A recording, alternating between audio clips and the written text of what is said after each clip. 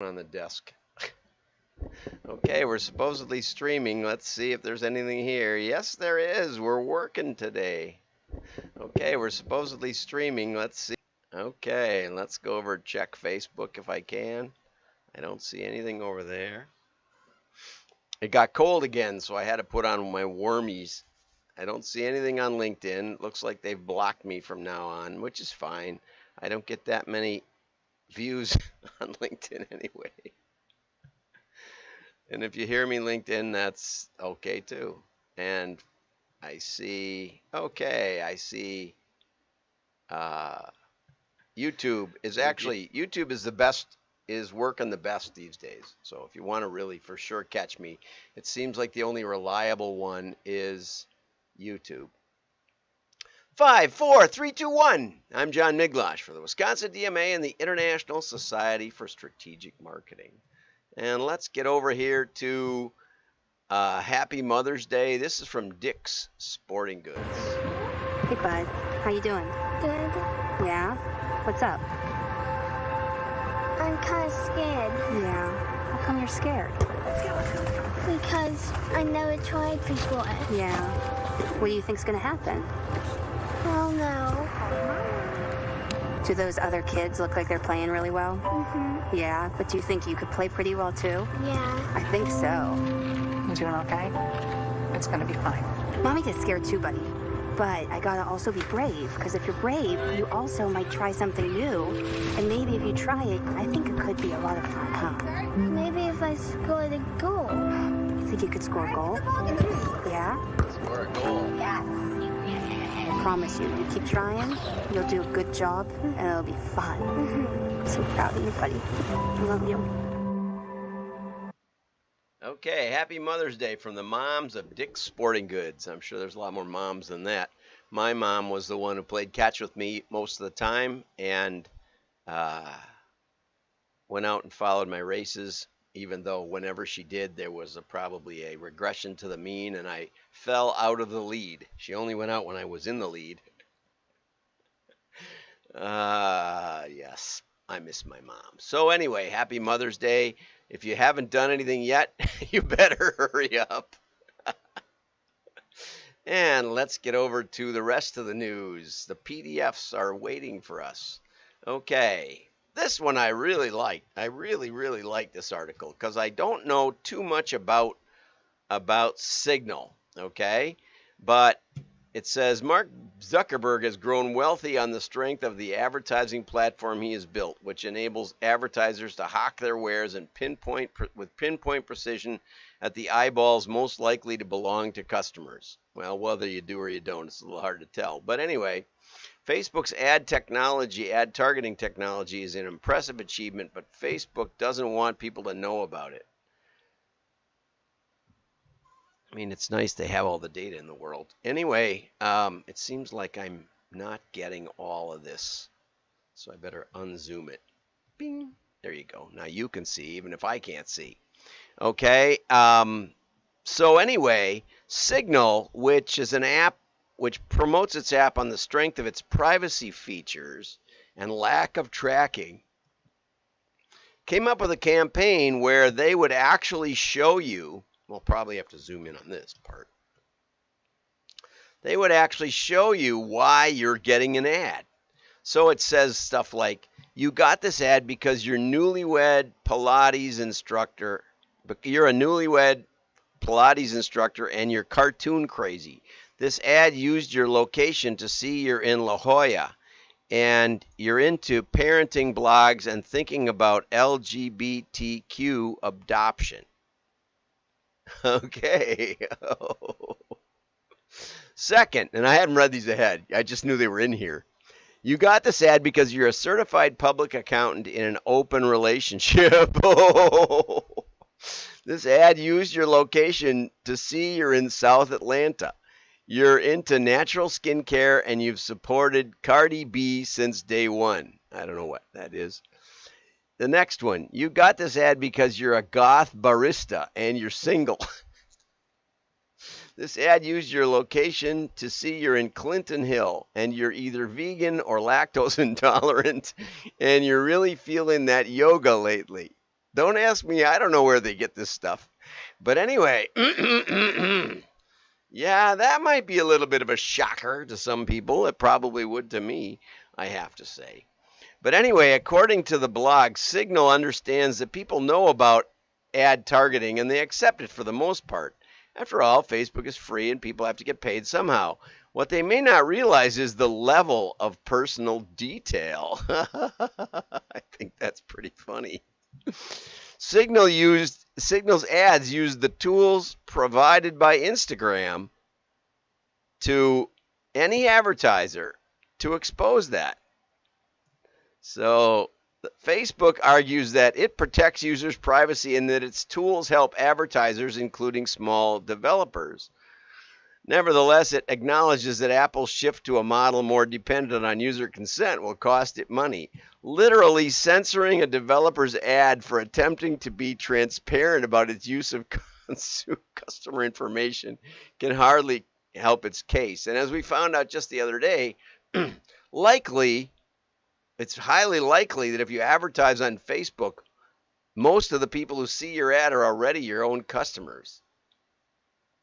So that drives the engagement numbers for Facebook, but doesn't help you get any new customers. So think about that. Okay, this was a really interesting article. Gaming budgets could skyrocket if games can close the loop on attribution. And of course, my argument has always been, yeah, if you can figure out who's looking at it and engaging, not just buying, but who's engaging and not buying. That may be the biggest mystery in advertising. Who's engaging but not buying? Who's seeing your ad but not buying? I think back to my youth. I'd walk a mile for a Camel. Winston tastes good like a cigarette should. I don't know how long it's been since cigarette ads were banned. I should look it up, but it must be 40 years at least. I've never really bought cigarettes. I can't think of ever buying a cigarette. But I remember those. So I was engaged with those ads and don't have a clue about buying them.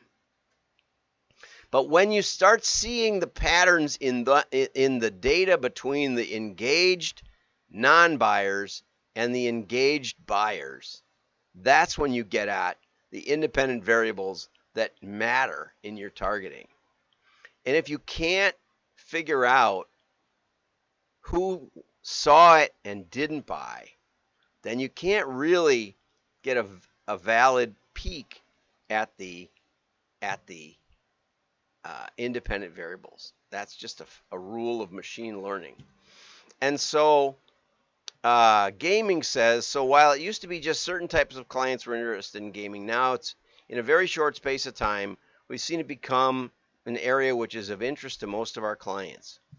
Now you have music artists who are turning up and dropping tracks in video games, fashion brands designing clothes for gaming environments. So it's not just about putting billboards for a brand into a game, it's about crossovers between the real and the virtual world. Wow. The biggest challenge for gaming is how we measure it. I would say that, if you were honest, that's the biggest challenge for all advertising. Half of my dollars are wasted. I only wish I knew which half. John Wanamaker, right? And this guy is advocating that, we would be able to buy right inside the game. Now, never mind, that interrupts the flow of the game, more than likely. It depends on what you consider a game. There's a lot of sort of social stuff out there like Second Life, which I'm not on and I don't know that much about. But it's not like you're competitive in the midst of it. Also, you think about PGA Tour, which is now inserting ads right in the middle of the leaderboard. So you can't find your favorite golfer, and it's because there's a big glob of advertising right in the middle that you don't really want to look at.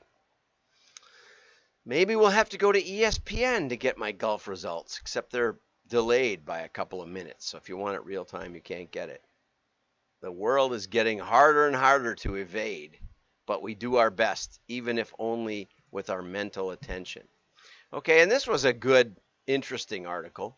3 marketing predictions for a cookieless world. What I liked about it, first it explains what cookies are. Third-party cookies, which are going away, are not associated with a particular site. So like Acme or something like that. Now I searched WDMA.org right down there, and I found out that we had third-party cookies being given away on our site. I don't even know where they are. I don't know how to get after them.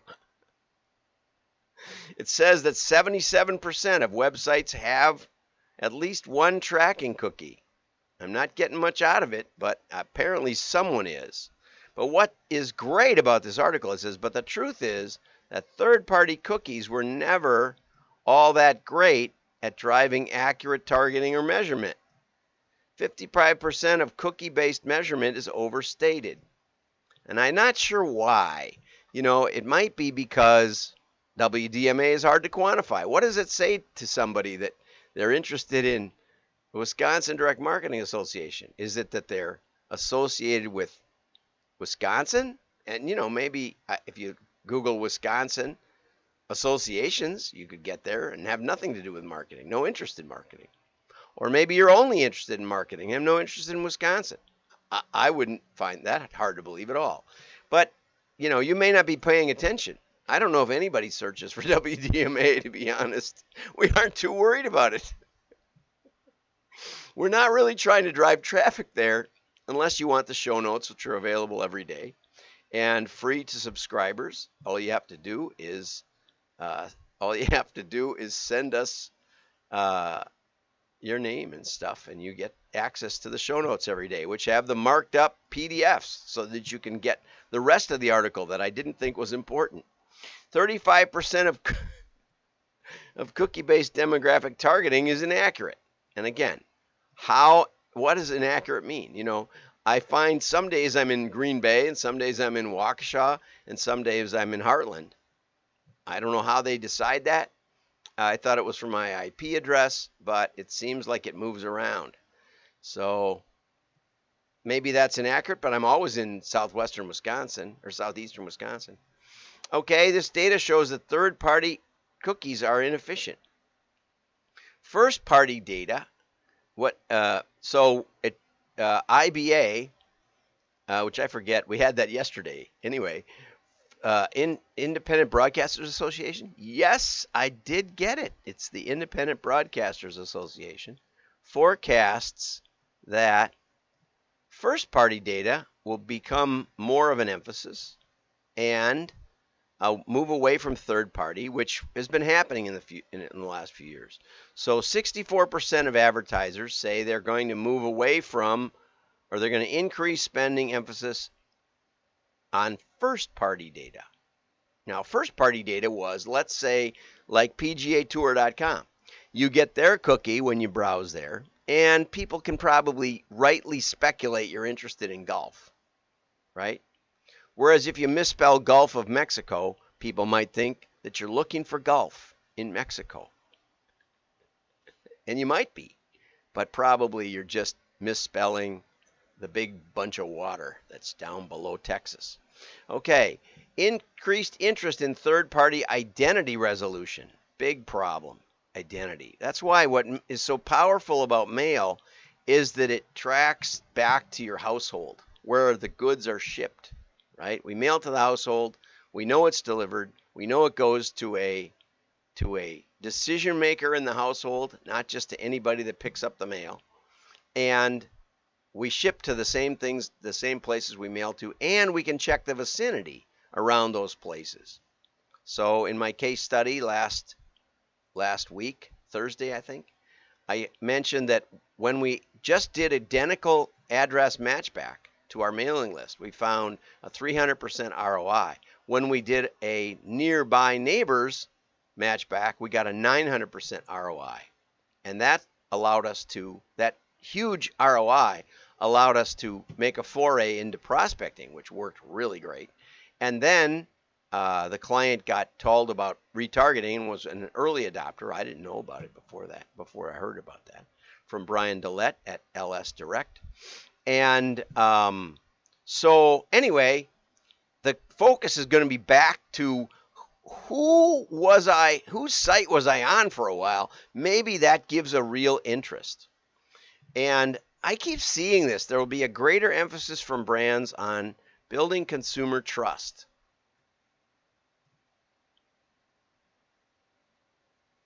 You know, depends a little bit on the price of the item, but trust is not my thing. You know, I buy Lexuses because I can use Toyota parts and because I know that the people who buy them originally probably take really good care of them because they're pretty expensive. And because people who buy them tend to have a lot of money. They want it to work. I don't trust Lexus at all. They've done some really dopey stuff to my car. Like, they signed my car up for a satellite interface so that they can help you in times of struggle. And the satellite went out of business, and every time I turn the car on, it tells me that there's an issue with my satellite system and I have to go to the dealer. Except there's nothing the dealer can do because the satellite network is discontinued. Well, that was genius with no shutoff. And I've tried and tried. There's no shutoff for it. Okay, so I don't trust Lexus, but I drive one. You know, we need to get away from the idea that trust and engagement and social connection is everything. You know, build a good product at a reasonable price that I'm looking for. I'll probably buy yours. Will I buy it again? I may never need it again. Tell me about it. Tell me why it's good. Be sure it is good. Get it to me. That's what most people are looking for. Plus, don't spy on me so that because you think it'll build trust. It doesn't. It's the opposite. And second party, you know, we've been doing this stuff for literally 25 years before the internet even got started. And yeah, you have first party information. You know, in a catalog company, we know what you bought. We know when you bought it. We know how many times you bought. That's all first party information. Doesn't take the internet for that. And we can add geodemographics from the census. It's pretty simple. We have 300 or 400 variables. Don't be surprised that it beats RFM, recency, frequency, monetary. Real-time personalization will be king. No, it won't. Because you can't guess what I want, and I don't know what I want either. And that's the truth. And your little whispers of, you know, so what if I'm a Pilates instructor? What does that tell you about, I don't know anything, really. It could tell you, you know, if you're selling Pilates mats, maybe you know I use the high-end kind. But if you're selling coffee, I don't know. You know, maybe I'm lactose intolerant. Yeah, but I'm going to make my choice in the grocery store. I may not make my choice because I'm loyal to almonds or oatmeal or something like that. So the ultimate goal, here's the ultimate goal, and this is why they're going to ultimately fail at all of this stuff. And they're going to charge you a lot to tell you what they want you to hear or what they think you want to hear. The ultimate goal, delivering customer experiences that respond intelligently between every click and are respectful of consumer preferences and represent the perfect response for recommendations or offers. Oh, but it's challenging. Yeah, it's challenging because we don't know what we want. And if we do, we're probably looking for it at the moment. And by the time you get there, we've already decided with somebody that says, this is a good one and you'll like it. And it's a good value. And maybe it's on sale. And maybe it's in the store down the street so you can go get it right away. There's so many factors besides guessing what I want. You know, okay, that's enough of this. I don't recommend this article, but you can get it if you subscribe for free over at WDMA.org. Have a great day. Like and share. Your friends will know you're smart.